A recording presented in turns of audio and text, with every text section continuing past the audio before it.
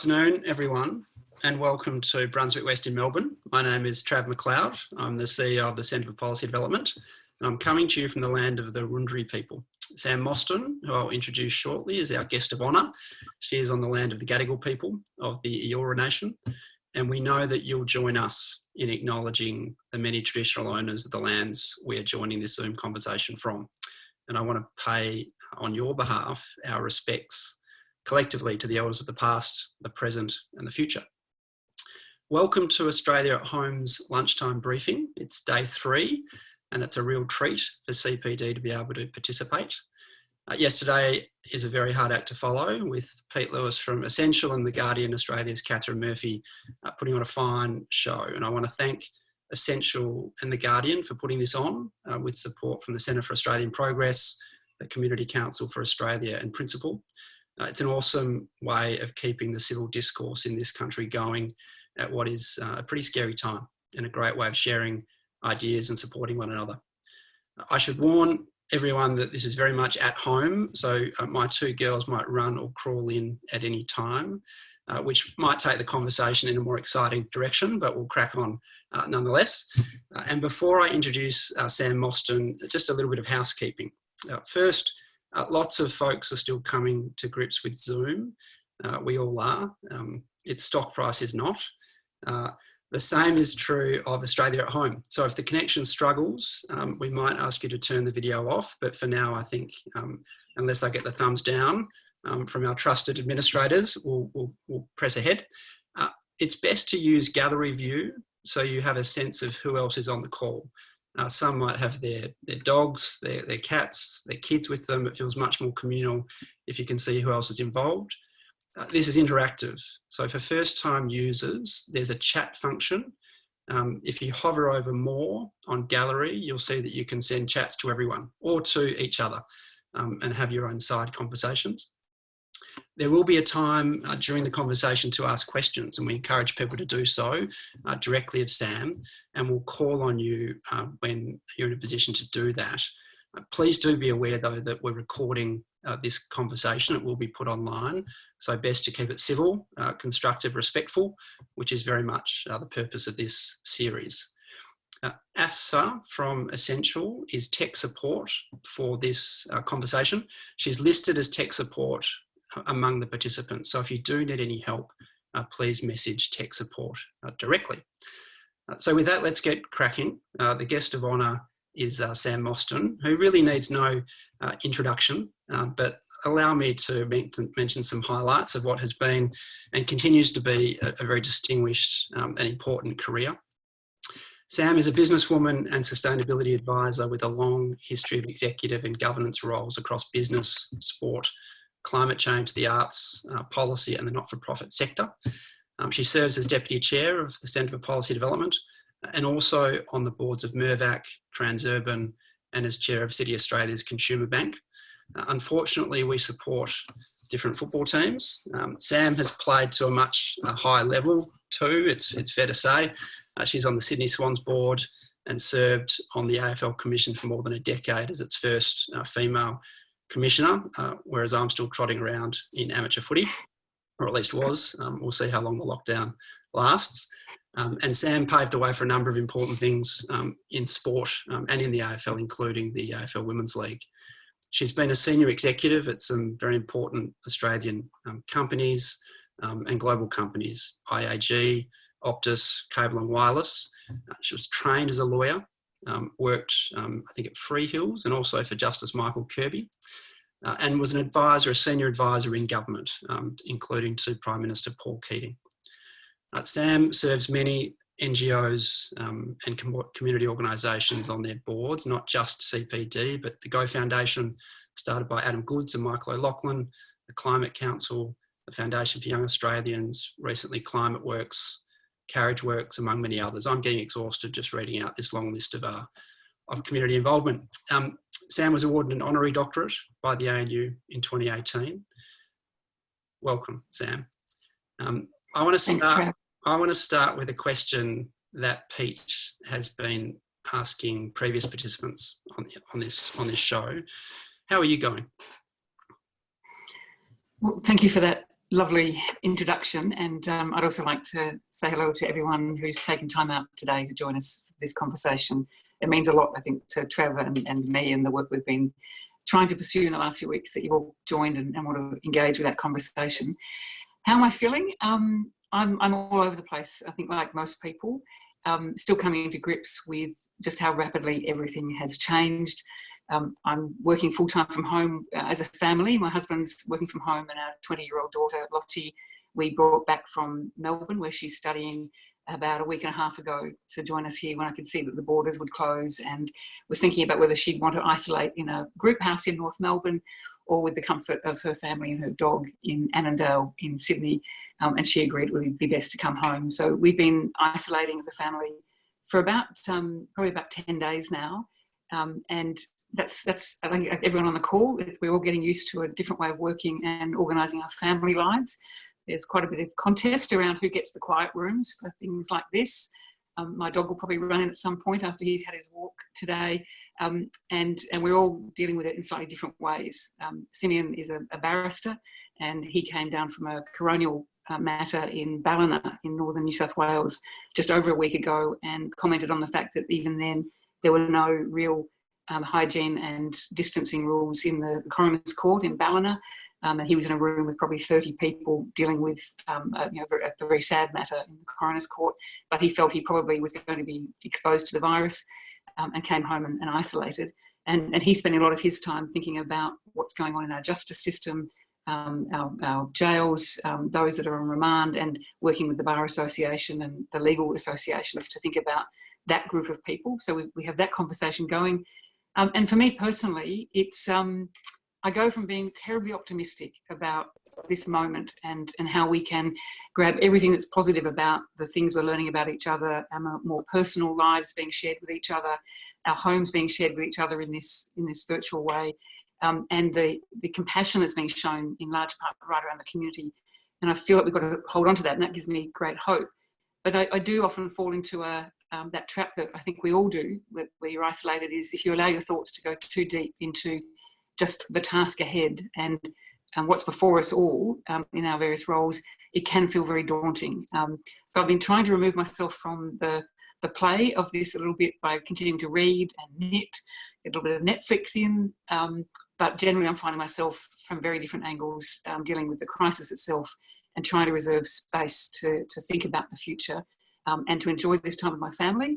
And we've also worked out how to use Zoom for the family connection with the older members of our family and those that are all around the country. And that's a new phenomenon for us, to have our catch-ups with the extended family on Zoom. So I think, like you though, Trav, your experience is interesting as well, given the world you're sharing at the front line with the hospital through Julia, and you might want to speak about that too. Yeah, thanks, Sam. And say hello to Lots and to Sim. Yeah, it's been difficult for everyone, hasn't it? There was a harrowing article on the ABC overnight about Ray Daniels, who died in Perth, and his kids saying that, we never thought we'd be in this position.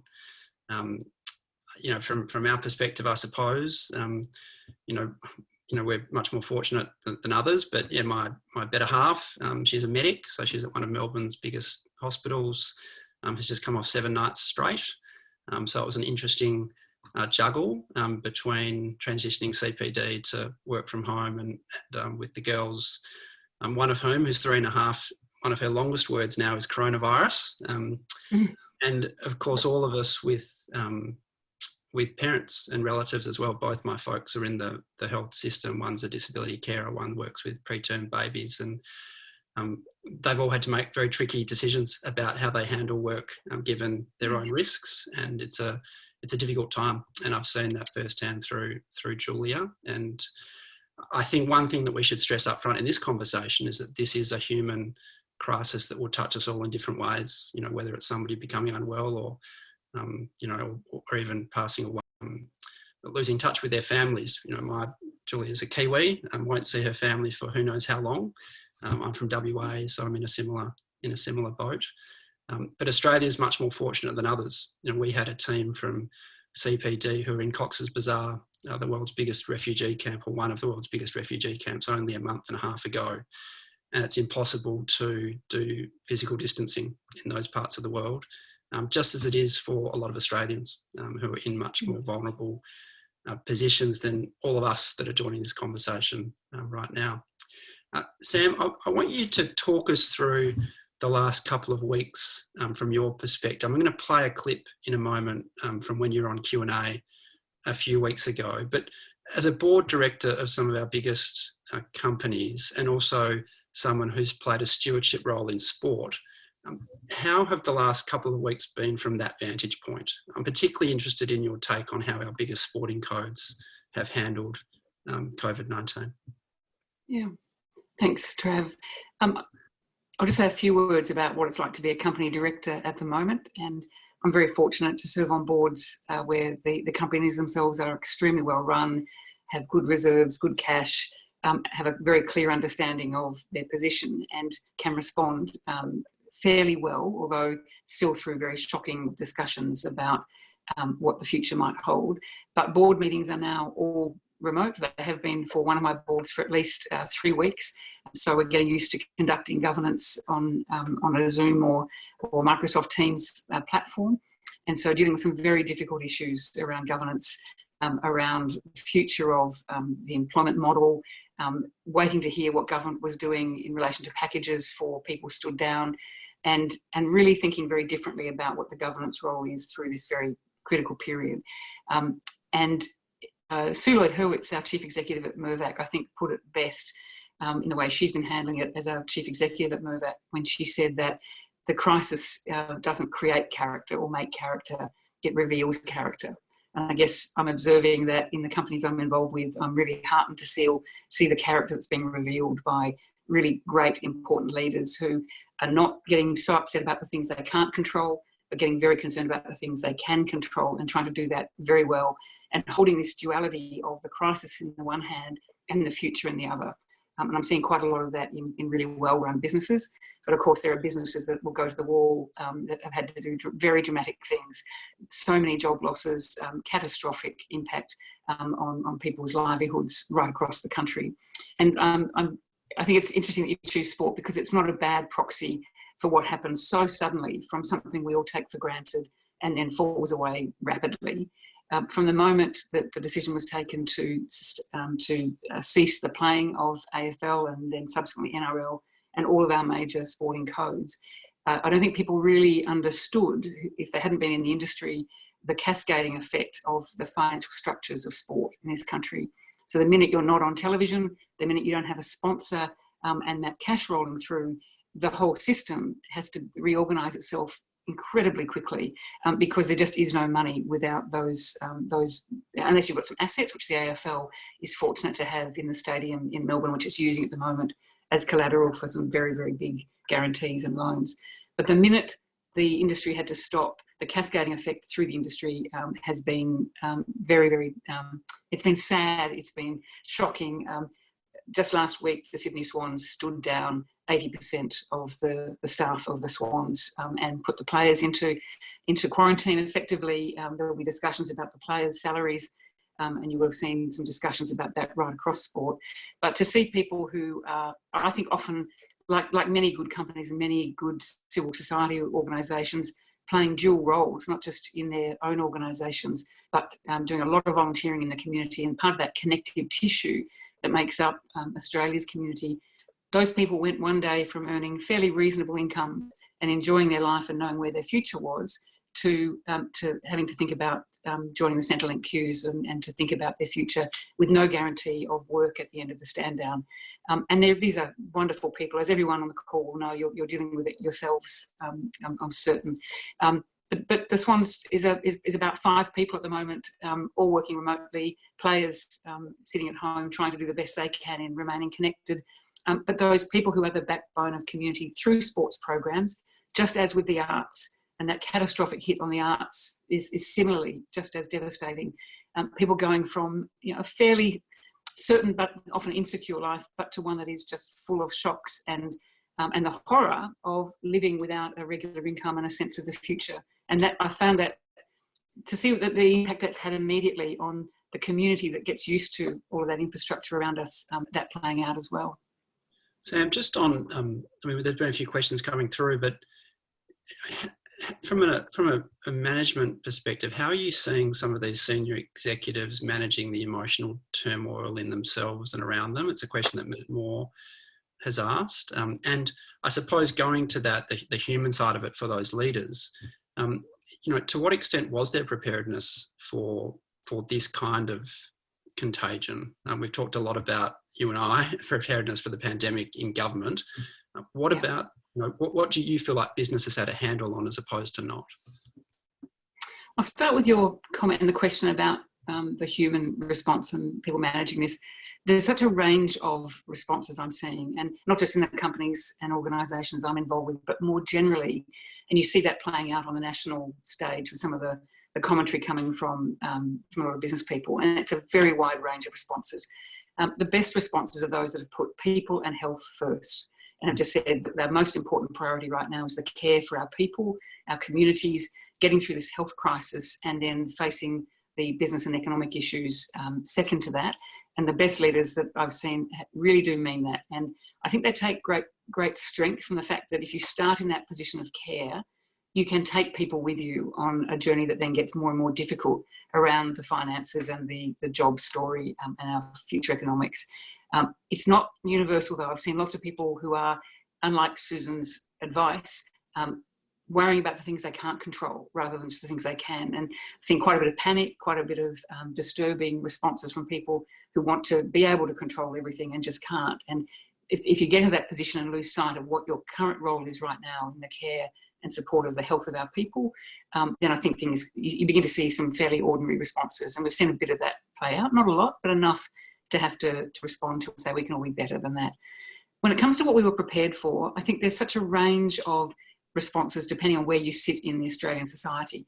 Good, well-run businesses are really good at risk management and at building business plans that anticipate lots of things. So all of the organisations I'm involved with have excellent business recovery plans, do annual, if not biannual, simulations of things that could go terribly wrong around your risk structures, losing, we've modelled in some of the banks what would happen with a pandemic. And interestingly though, not to the extent that this pandemic has played out.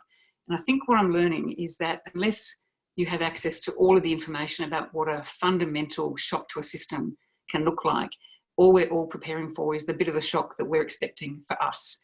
And so I don't think really any of us were ready or had modelled any of the kind of responses that we're going to be required to go through now. Well, thank you. So I want to play for everyone, if this technology will let us, but let's see, a clip from you 2 weeks ago, I think more than 2 weeks ago on Q&A.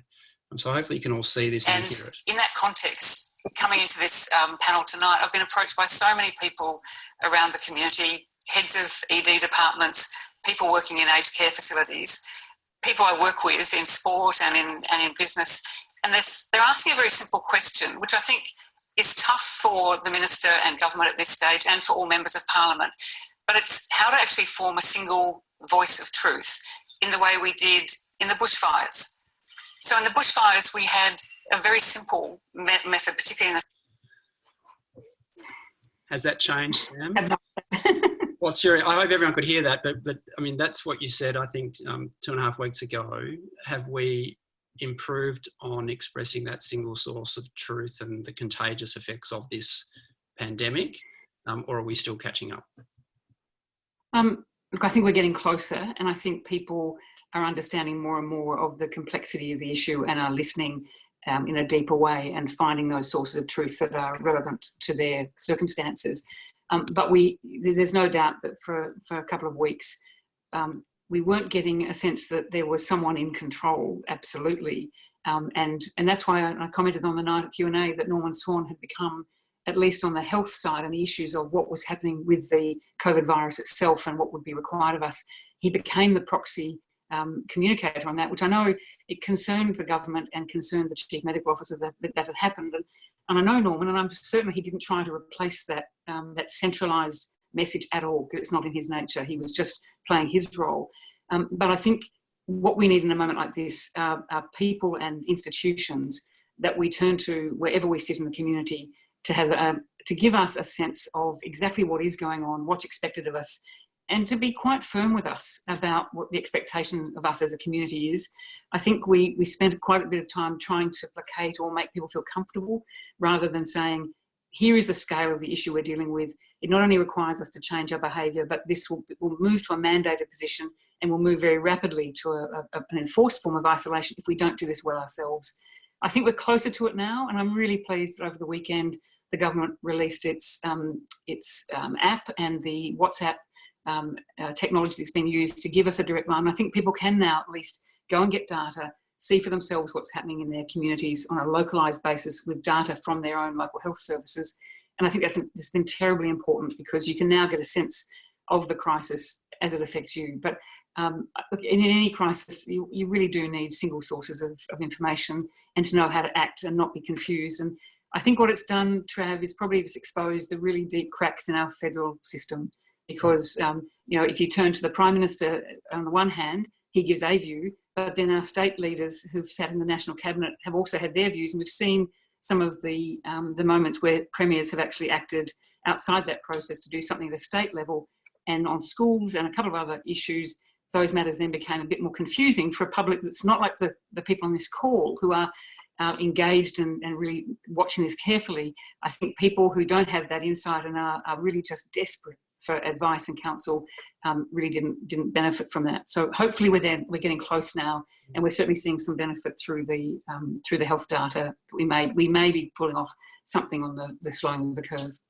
And childcare is a perfect example of that federal fault line. I've actually just seen the pressure ramp up on me, because I can see my two girls in one of these videos being distracted, which is quite entertaining. So look, let's come to what we were keen to talk about in this conversation, which is this idea of missions and moonshots, and what Australia's mission could or should be, both during COVID-19 and in its wake, if we're fortunate enough to see the other side and be able to get to that bridge and be a better, stronger society. Now, you played a big part in when CPD hosted Mariana Mazzucato at the end of 2018. And for some background on Mariana, for those who haven't heard of her, she's an Italian-American British economist, once dubbed the world's scariest economist, and then when she visited by Laura Tingle as an economic rock star. Her work has been very much focused on the role of the state as an entrepreneurial state in building public value alongside business, unions, civil society. Her missions framework is a way not to have people in warring tribes, but to work together on grand challenges for their society, based around this idea of the moonshot. And I'll play just now a clip from the oration she gave for the Centre for Policy Development in honour of John Menadue in December 2018, where she talks about moonshots and what they can mean for society. So just give me one moment while I cue this up. So, there was a very inspirational goal. It was addressing a challenge. The challenge was not going to the moon. The challenge was the space race and beating the Russians and the whole Sputnik thing. But getting to the moon and back again in a generation was concrete. It was targeted. You can actually answer yes or no. Did you get there? Forget that there's some weirdos that actually think we never got there. And there's a relationship with who, well, I won't talk about Brexit, but anyway. That's interesting, actually, the whole skeptics of experts, what they think.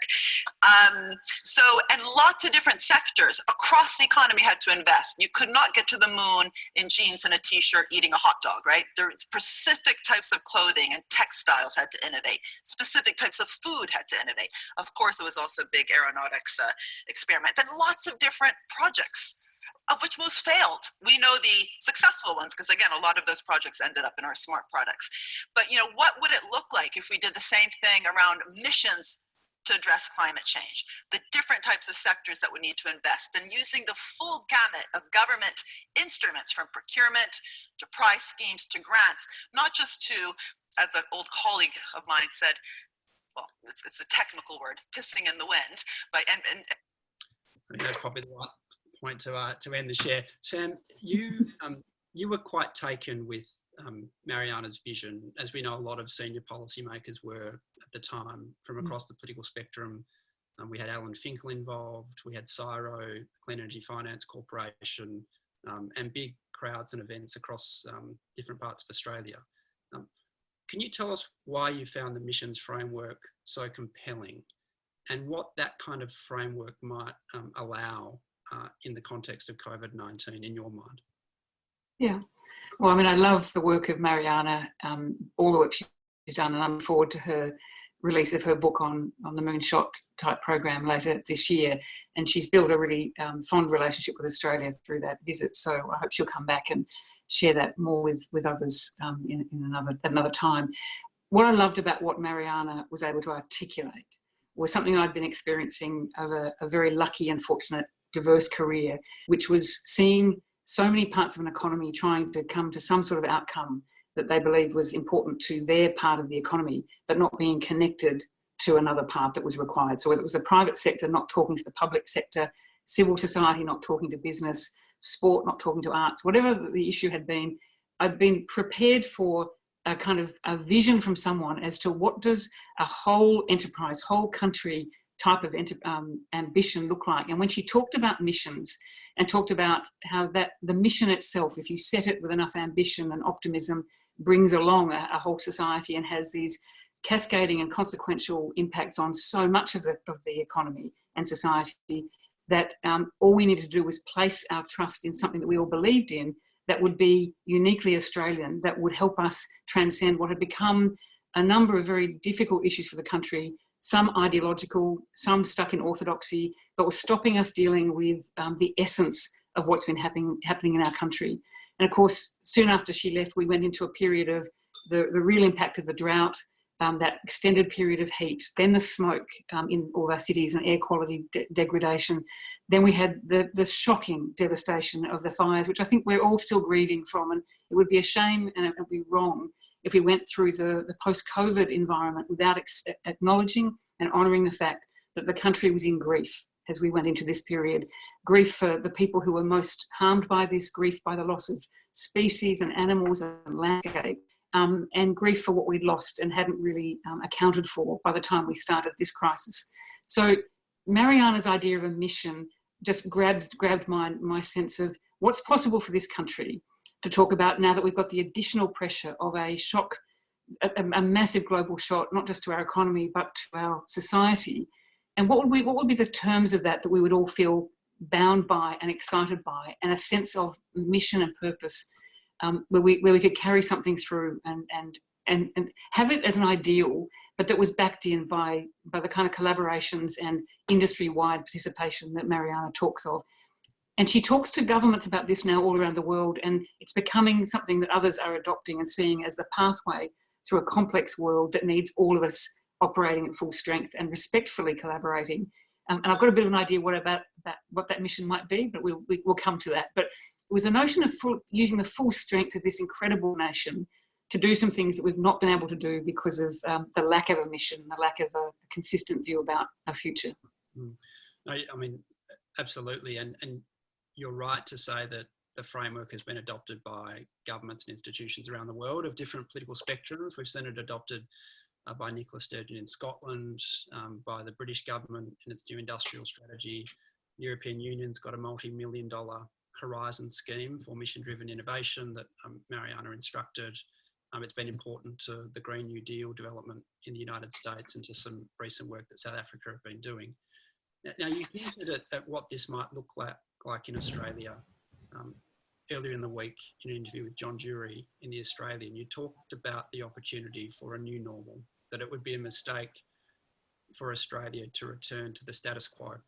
And I suppose the kind of mission or alliance that Mariana's alluded to and you have was evident earlier in the week in the JobKeeper announcement, where you had unions, business, government, the opposition all coming in together behind a $130 billion plan to keep people in work. When you talk about a new normal, what might that mean for you? Thanks, Trav, and I'll be really interested in the questions and the contributions from people on the line on this as well. But I think we start with something fundamental, which is we've got to respond to the hurt and crisis we're going through now and save lives, and continue to put the health mission at the start of everything we're doing right now. We can't lose that sense of the health and well-being of our people. is paramount. And I was disturbed as we went as a country into a bit of a binary conversation about, was it the health more important than the economy? Would saving the economy save more lives? And we went down a path for a while that I think took us away from what our primary purpose right now is, which is the health and well-being of the nation. And so we must lock in behind that and do everything we can, as we're finding with the isolation principles and the move to a vaccine and all that's going on with our extraordinary health workers. We've got to solve for this problem and not believe that just moving straight to the economy is going to solve the health issues.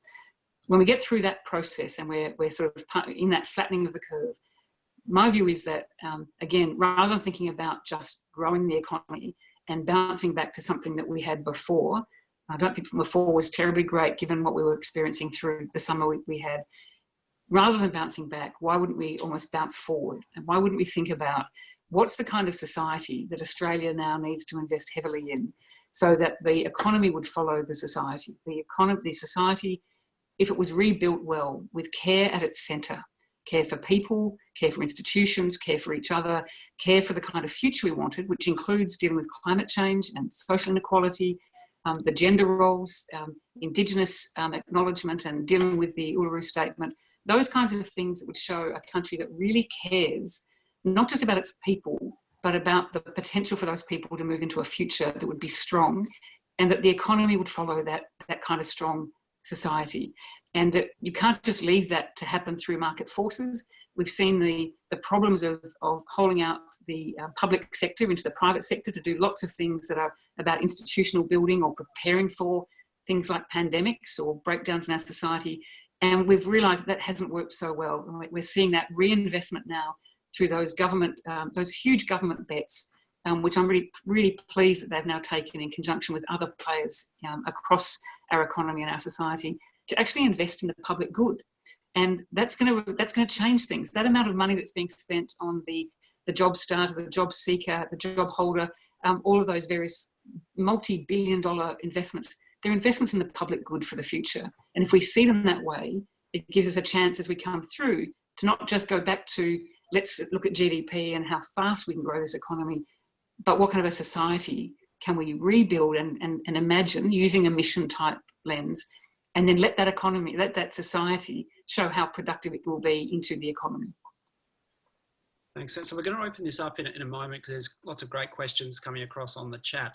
If I can, I'm keen to bring in Anna Funder, who was part of a conversation that CPD convened on Monday night around a similar topic, but what Australia needed to do during and in the wake of COVID-19. And Anna had some really interesting things to say about revaluing care and particularly thinking around gender equality in our society and in our economy. Anna, are you there? Would you like to go to some of those points you were making the other night? I am. Can you hear me? I can. And for everyone who hasn't read Anna's work, she's one of Australia's most acclaimed authors, Stasiland and other books. Over to you, Anna. I'm very happy to be in this conversation from my studio. I don't have any, as I said the other night, any qualifications to talk about this except long experience of social isolation and working from home. Sam, it's wonderful and very inspiring to hear you talk to now and then talk about the future as well. Thank you so much for including me. My interest was in the fact that this seems to be like the Second World War, for instance, a time when the whole country is mobilised in an effort that is unprecedented.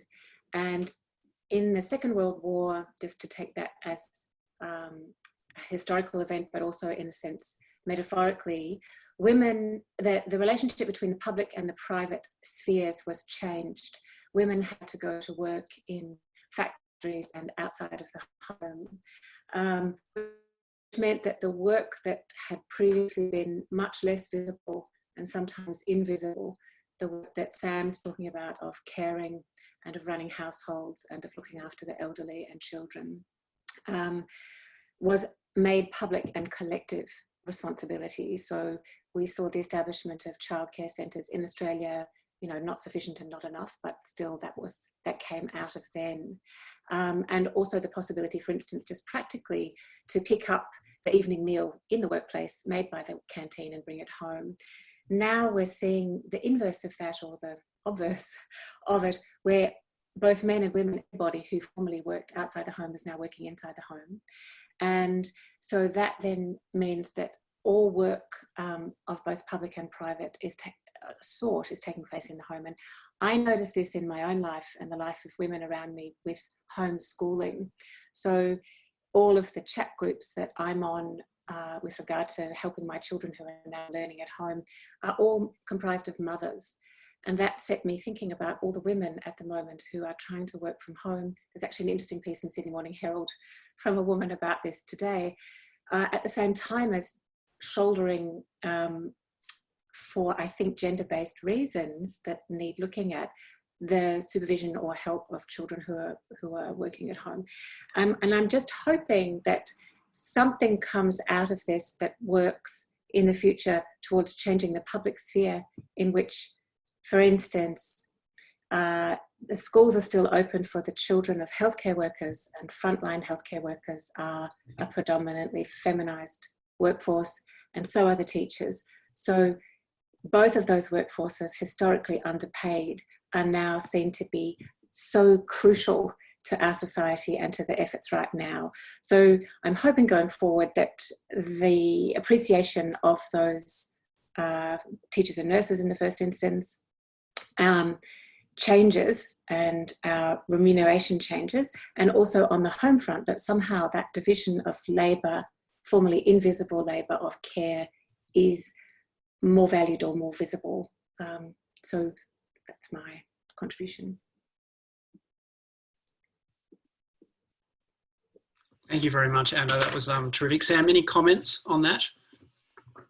I would never try to improve on the words of Anna Funder. So I think Anna just took us to a space which we must rest in and understand, and that historical context is so terribly important. And the only thing I'd add is on the feminisation of crises. Of course, the other side of the crisis that we're seeing playing out in Australia and worldwide, and it was already playing out post the bushfires and the storms and the crises that we were already in January, is the impact on women and the increase in family and domestic violence, coercive control of women and children caught up in that. And we've already seen from the experts in domestic and family violence right across the country that their experience of women in those situations, because of isolation and because of the financial pressures that now are bearing down on families, that there is an extraordinary pressure on women, and our facilities and our responses are nowhere near as robust or resilient enough to deal with that issue as well. So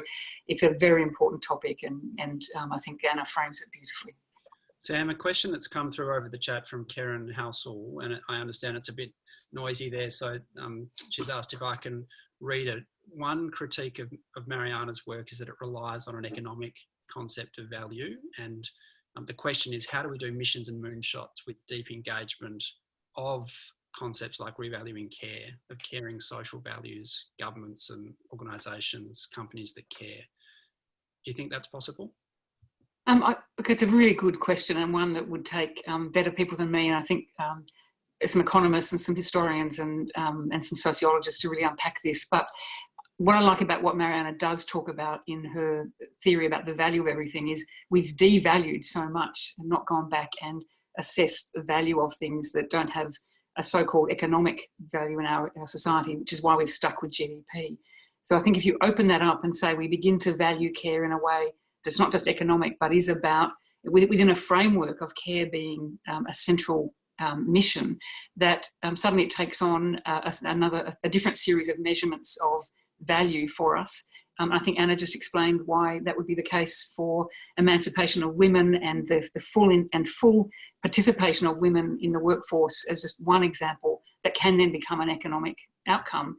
But if we got off the trope of the GDP measure of success and thought about value in the well-being models that are well utilised by the OECD, and the notion that we talk about how is everybody, how well is this community. And so you might measure some of that in the form of what is Australia's mental wealth, as opposed to the problems of our mental health, because our mental wealth would go to the level of poor mental health outcomes that come from not sorting these things out and valuing care, amongst other things, And there's a very good way of unpacking this using a combination of the Sustainable Development Goals, the OECD models, and these have been things that our treasuries have been looking at for some time. And I think it would underpin some kind of mission that we use different models of value and not just the economic outcome. And as I said, if you can have societal measures about how we're going, it will necessarily, excuse me, lead us to an economic outcome that can suit those that need that model for other purposes. Excuse me. As you said in the Australian the other day, no longer after this crisis will the headline growth measure of GDP be a reliable barometer for the health and resilience of our society and economy. Just on the war analogy, one of the points that was made the other night by a professor over in the UK was, the world and countries have to decide whether this is a post-World War II recovery or a post-World War I recovery. Between the world wars, we saw the collapse of societies, rampant nationalism, a retreat. Post-World War II, of course, we had the growth of the welfare state, the caring state, much of which has been hollowed out in recent years. We might come back to that. I'd like to come to John Wiseman next, from the University of Melbourne, and a CPD fellow who's got a question about the COVID-19 mission. John.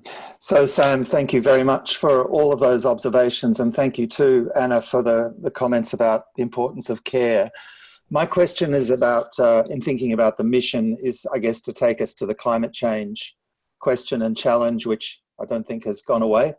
And indeed will continue to accelerate regardless of COVID. So my question is, in thinking about the mission, firstly, how central, how important do you think addressing the climate change challenge is? And perhaps more specifically, in thinking about the recovery strategy in relation to COVID-19, what kinds of policy and communication strategies do you think are needed to maximise the potential for accelerating the transition to a just and resilient post-carbon society? Wow, thank you, John. I'll have a crack at the first part. I'm not sure I can necessarily give you a set of responses to the second, but it is vitally important. On your first, my sense of the mission, and we haven't really articulated it yet on this call, is that it starts with care, but it broadens out to a mission that I believe we should have been investing in as we went into the summer that we've just had, and which we failed to by not listening to experts about what that looming crisis was at that point. And that mission for me is that Australia transitions to the model of the low carbon community that invests in its landscapes, its communities, its cultures, that it deals upfront with the issue of the transition away from fossil fuels, and does that with a sense of purpose and optimism, and embraces everything we've learned about what that transition can look like to renewables, and to a more sustainable way of thinking about not just our energy systems, but our cities, our transport systems, our work, all that gets caught up in the notion of transition to a low carbon world, that is embracing the very real worry that comes at the back of the news we get from scientists about just how bad a 2, 3 or 4 degree world really could be. So we should never take that out of our thinking, that hasn't changed because of COVID. In fact, we've just made the world so much more vulnerable to a world that's heating and has so much more capacity for destruction running through it. So part of the mission I think we have to have is, whilst care is a very big part of it, we've got to care for our country, care for our future generations, establish something that would give me a conversation with my 20-year-old daughter, and then perhaps the children she may or may not have, about the fact that Australia acted to build that resilience and that period of transition to a world that actually can deal with these catastrophic challenges that lie ahead.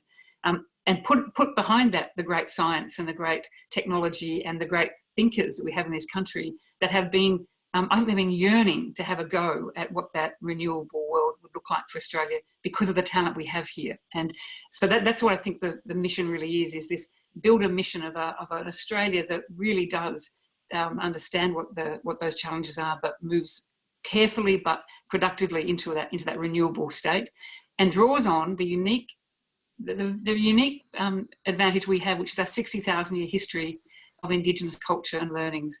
So that takes me back to care and care for country, and thinking about the things that we we champion about what's so great about Indigenous culture, but haven't yet put into our constitution, haven't put into the national conversation on what that world would look like if we fully invested in that history. So that's a fairly complex response to your question, but I hope it gives you a sense of the mission.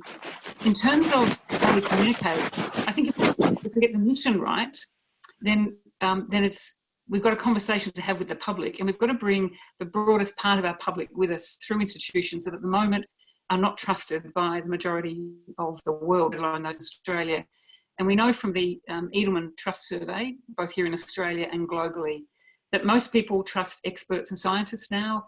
Most people are quite content that some businesses, if they're doing their best job, actually are trusted to be competent, but that civil society is trusted to have integrity, and that there's no real trust in government and the media. That's what the Edelman survey basically says, which says to me that this collaborative effort now has never been more important, because we've got to be sharing that competence and integrity expectations of our public and bringing together every part of our community to work on these things together.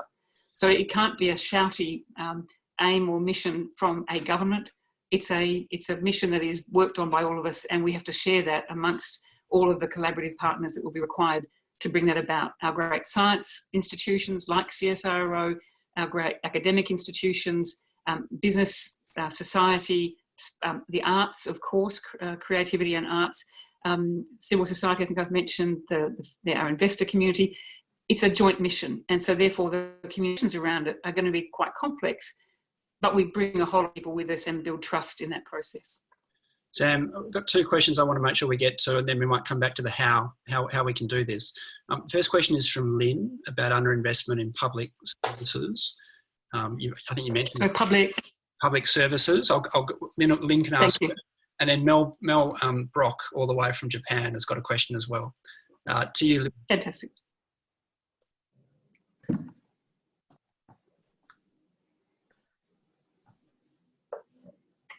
Lynn, are you there? Me?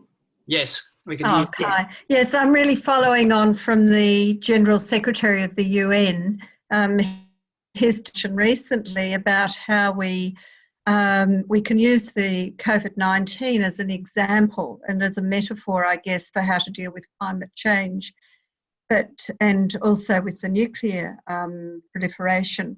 But I guess I feel so frustrated personally, because I feel that our government has been so keen on the neoliberal philosophy, and we've underinvested in the public good and public services.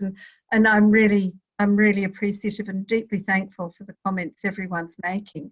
But I just think we need a change in the whole way our governments operate to such a magnitude. I wonder if we can do it, or how long it's going to take us to do it, and to really bring everyone along with us to do that. So really, I think that's my question. How do we do it, and with the urgency that is required? And Sam, before you answer that one, we might just go to Mel Brock with her question as well, so you can take two of them. Mel. Great. Hello, Sam. Hello. Konnichiwa. Konnichiwa. I wanted to thank Travis for what's a terrific chance for people overseas, and you always, Sam, have supported us here in Japan, so I very much appreciate that. I just wonder how Australia sits in its sort of like relationship with the world now. You know, obviously, as I said in my question, I think it's really important that we focus on our own communities and what we do for those communities and how we play there. But, you know, it's with the borders closed and everybody focusing so sort of inwardly, what happens next? How do people get back to that global piece that I think is so important, and it drives so many of us, and I know it drives you. Thanks, Melanie. Thank you. Maybe if I try to take those two together and start a bit with Lynn's question, my answer would start with, we have to reinvest in the public good and public services.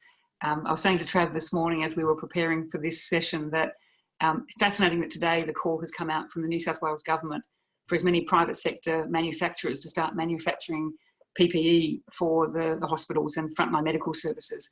So we've got to a point where our public system can't cope with what it needs to be doing right now, and we're so used to outsourcing that, whether to private enterprise, to private firms, and along the way forgotten that what what was great about Australia coming out of the Second World War with that social welfare piece, but also a very strong bureaucracy and a strong cabinet government that lent on those long-term bureaucrats who understood the connectivity of the public sector and services that would be required for complex social and economic issues. So my answer, Lynn, is we have to reinvest in that. I think the measures being taken by the government at the moment to shore up the economy through the protection of jobs, and with the support of the unions and Labor and other parties to this conversation, including civil society, means that that project is kind of underway, and hopefully the government, through its various consultations, will see that this is the time to reinvest in public services, and may use some of that enormous amount of money that's being distributed to put that into some kind of equity investment back into those services that require public ownership to some extent. I don't know what that will look like, but we've got to be up for that conversation and reflect on this time that we are suffering more deeply this crisis because our public services were just not ready for this, and an assumption that the private equivalents were ready, which they were not as well. So we've just got to get on with the project as you described. And Melanie, it's a really important point about the globalisation that we return to, because the worst thing that could happen right now, and one of the reasons we are so unprepared for what we're dealing with, is because we've become so nationalised. We've seen leaders become so much by their national interests, are walking away from the UN at a time when we had this wonderful model for us through the SDGs, which was a global aspiration for sustainability, which Australia had played such a huge part in through our incredible Foreign Service, who had worked so hard through the UN processes to bring forward a collaborative global effort to solve these incredibly complex issues. And if we turn back into nations that don't believe in globalisation, a relationship between each other and for each other, this is made so much more difficult. We've got to get to a point where we have a safe and secure world, where we can travel again, where we trust one another. We've got to deal with that scourge of racism that's running through a lot of the debate about COVID itself, and reunite the notions of what it means to be a world that cares about every constituent part and admires the things that are being done well in one part of the world and adopt those measures. I mean, if Australia could have been more like Singapore, for example, through this period, and learnt the lessons of SARS the way Singapore did. And I know you're living through that moment in Japan where it's still not clear quite where things are going in Japan, and whether Japan can learn from other nations and take that advice. If we don't act as a global community, I'd fear that many of the things we've talked about on the call are so much more difficult and take us down a very poor path to our future. Thanks, Sam. We're running out of time. We've only got 7 minutes. I just want to quickly go to Eva Cox, who wants to make a point about social capital and UBI. Eva, are you there? Yes, I am. Can you see me right?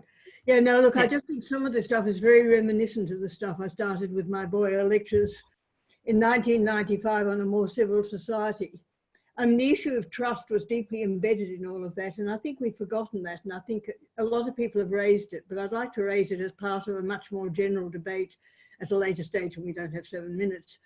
But the other thing I think that we need to pick up, and it picks up from Anna's stuff and other things, is the idea that somewhere along the lines we need to move from the idea that the only thing we need is paid work, and recognise unpaid work as being a major contribution. It's come up in the bushfires, it's come up again now. And look at issues like a universal basic income, which recognises that there's certain things that we need to do in a society that have never fit the paid work model, and could actually address things like the gender wage gap. And I think these things need to go into any discussion of a socially built society that puts economic needs and GDP as the means and not the ends of what we want to create for a good society. Thanks very much, Eva. Sam, I'm going to come back to you in a moment for a reflection on the discussion, but also the how we do this before we wrap up. But I just want to remind people, because it's been mentioned about the underinvestment in services, of the situation before this crisis began for Australia. This was some data that CPD pulled together a month ago for a session we were doing on transitions to employment. You can see here the combination of those unemployed and underemployed, almost 1.8 million. But look at the average length of time for people on New Start, 294 weeks. the numbers that have been on there for more than 10 years, and the average length of time for the caseload on our most disadvantaged stream in job active, over 5 years. So we shouldn't forget that there are a number of people that will be even more worse off, even more vulnerable as a result of this crisis.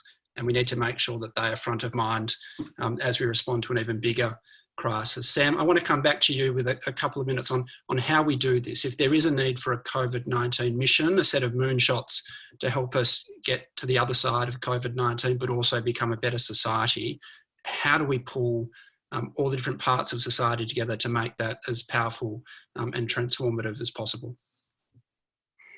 And only in 2 minutes.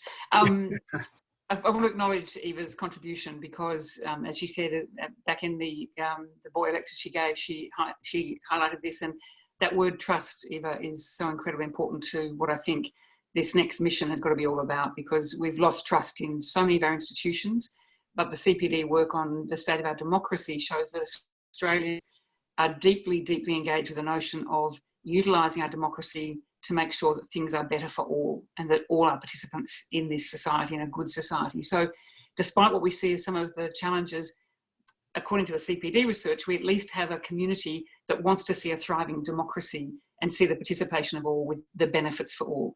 So we start in a better place than we might. There's lots of challenges. Trav, I think we need to get the notion of what this mission, the nature and scope of it, and get that well honed. It's going to take more people than me. It's a collaborative effort. It's going to be conversations like today and some others that CPD and others are having, but to set a moonshot that actually has ambition and generosity and optimism in it and a sense of doability. We're going to have to open up pathways to decision makers. I'm hopeful that with the crisis that's emerged and the way in which big decisions have had to be made about the money going into our system, the creation of a coordination commission, hopefully some different people brought into that with some deeper experience in the social sector, civil society, some of the issues of disability, some of the things we've talked about today. We need to have a grand coalition of the interested parties and the willing parties to do this. And I think that's going to take people on the call today uniting in some way to do that well. We've got mechanisms to do it, but it's not something that any single part of our society is going to be able to pull off. It's got to feel like a deliberative effort and a productive, purposeful moment where we rally this and take the politics out of it.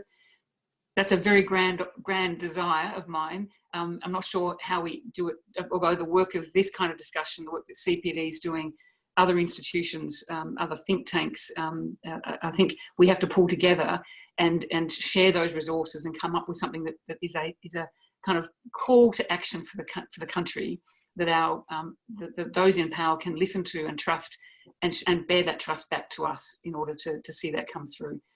It's a bit ambitious, Trav. You may have a view, though, from where you sit, as I'm sure others do on the call. I do, but I think we should end with your view, Sam, because we've only got a couple of minutes to go and we have to give a plug for tomorrow. So first of all, I just want to thank you because I know you've been really stretched for giving so genuinely of your time and your insights. Thank you to everyone who joined the conversation for a very lively chat. I'm sorry we didn't get to everyone.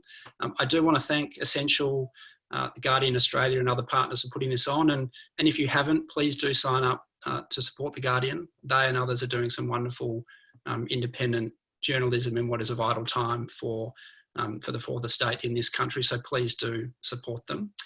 Tomorrow, I understand Federal Labor's Tony Burke will be the guest of honour. Essential will send a form after this conversation so you can let them know how to make things better and who else you would like to hear from. CPD will probably be a regular feature, at least once a month, on some of the different things that we're working on throughout COVID-19.